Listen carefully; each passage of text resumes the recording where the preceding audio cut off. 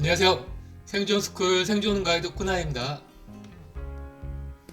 네, 제가 저번 방송에서 저번 주말에 혹시나 이 태양 폭풍이 지구를 향하고 또 그 때문에 뭐 인공위성이라든가 또 통신 문제가 생길 수 있다고 경고를 해드렸었는데 다행히 아무 일도 없었습니다.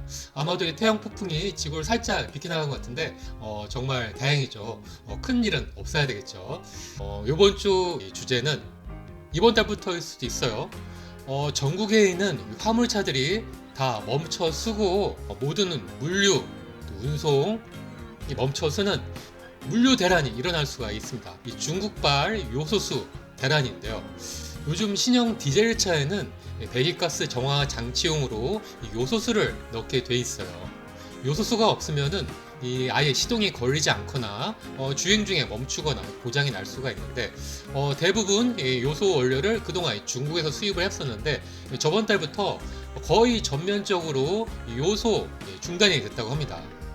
그동안 중국에서 차량용 요소수 원료의 90% 정도를 수입을 했었는데 이게 다 중단이 된 거죠. 요소는 이 석탄과 천연가스에서 만들어지게 되는데 표면적인 이유로는 그동안 중국과 호주의 무역 갈등 때문에 천연가스나 석탄이 잘 수입이 되지 못했고 거기다가 중국에서 요즘 전력난 때문에 요소 생산이 확 줄었다고 합니다. 국내에는 요소를 쓰는 디젤 승용차가 200만 대, 또 디젤 트럭이 한 200만 대, 총 400만 대 정도가 있고요. 승용차 1년에 한두 번 정도만 넣어주면 되지만은 배기량이 크고 또 힘을 왕창 써야 되는 이 디젤 트럭 같은 경우는 한 3, 4일에 한 번 정도 한 300에서 400km 정도에 한 번씩 넣어줘야 된다고 합니다. 한 통에 그동안 7, 8천 원 정도 했던 요소수 가격이 지금 품절 사태라 한 통에 2만 원, 3만 원, 5만 원까지도 계속 올라가고 있고요. 조만간 비축해뒀던 게 다 떨어지게 되면은 한 달 안에라도 돈이 있어도 요소수를 구하지 못하는 엄청난 대란이 일어날 수가 있는 거예요. 한국은 요소수 생산이 거의 다 90% 전량 수입이라고 합니다. 이번 달부터라도 이 디젤 트럭들이 멈춰 쓰는 물류 대란이 일어날 수가 있는 거죠. 경유를 쓰는 모든 장비에 다 해당이 될 수가 있는데 포크레인, 지게차, 소방차, 버스 같은 특수 차량도 다 멈출 가능성도 있고요. 이게 디젤 엔진을 쓰는 산업계 전반으로 퍼질 수가 있어서 문제가 되는 거죠. 우리가 매일 쓰는 택배도 디젤 트럭이 운송을 해주고 있고 또 집 앞까지 배달을 해주는데 이것들이 운행을 줄이거나 멈추게 되면은 택배 요금이 며칠 동안 더 늘어날 수도 있고요. 또 택배 요금이 또 왕창 오를 수도 있는 거죠. 전반적인 물가가 대폭등을 할 수가 있고 시외버스나 시내버스까지도 운행을 확 줄이거나 멈출 수도 있는 상황이 되는 거죠. 그래서 인터넷에서는 이 요소수를 자기가 직접 만드는 방법도 올라오고 있어요. 가령 이 요소 비료랑 물을 3대 7로 비율을 섞어서 넣는다. 혹은 일부 차종 중에는 그냥 수돗물만 넣으면은 큰 문제가 없다. 이런 방법도 있고요.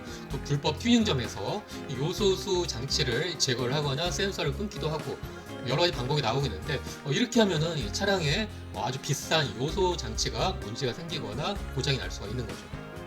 물류 대란으로 물가 상승 대폭등이 날 수도 있는데 이것뿐만 아니라 더 큰 문제까지도 우리가 생각을 해봐야 됩니다. 바로 이 식량난이에요. 우리가 쓰고 있는 쌀이나 밭작물 거의 모든 식량들이 바로 이 요소 비료를 뿌려줘야지만이 잘 자라고 수확량이 많아지게 됩니다. 만약 비료를 제때 뿌려주지 못하면 식량 수확이 확 줄어들거나 병충해에 걸릴 수가 있는 거죠. 북한만 하더라도 비료 생산이나 수입이 잘 되지 않았고 만성적인 식량난을 겪고 있고 굶어 죽고 있다고도 하죠. 한국이 지난해 총 요소 수입량이 83만 톤이라고 하는데요. 그중 대부분이 중국에서 수입을 했고요. 또 요소 비료 같은 경우 한 반 정도 수입을 했다고 합니다. 요소 수입이 장기화가 된다 하면은 이 물류 대란을 넘어갔고 이 농가에 전파가 돼갖고 식료품이라든가 또 농자재 가격들이 대폭등을 해갖고 쌀이나 각종 야채, 식량 가격들이 대폭등하는 전대미문의 사태가 될 수가 있는 거죠. 이렇게 된 이유 중에 근본적으로는 호주랑 중국의 무역 갈등도 있다고 하죠. 하지만 저는 이게 그 이유 중에 하나일 뿐이고 아예 이제 한국 수출이 다 차단된 거는 이 중국의 약간 의도적인 작전이 아닐까 싶습니다. 최근에 미국이 한국에 적극적으로 대중국 포위 작전에 동참하라 이렇게 노골적으로 요구를 하고 있고요. 만약 이 대만 해협에서 미국과 중국 간의 전쟁이 터진다 하면은 한반도에 있는 미국과 한국군이 미국을 지원하는 것들을 중국이 가장 줄여야 한다는 그런 기사도 있었는데요. 이 불만을 품은 중국이 의도적으로 요소수의 수출을 제한을 하면서 한국을 압박하고 길들이려 하는 그 의도가 아닐까 싶습니다. 자, 이제 본격적으로 요소수 대란으로 디젤차 중단이나 이런 산업계 전반적으로 영향을 미칠 것 같은데, 정부는 마땅히 어떤 대책을 갖고 있는지 모르겠어요.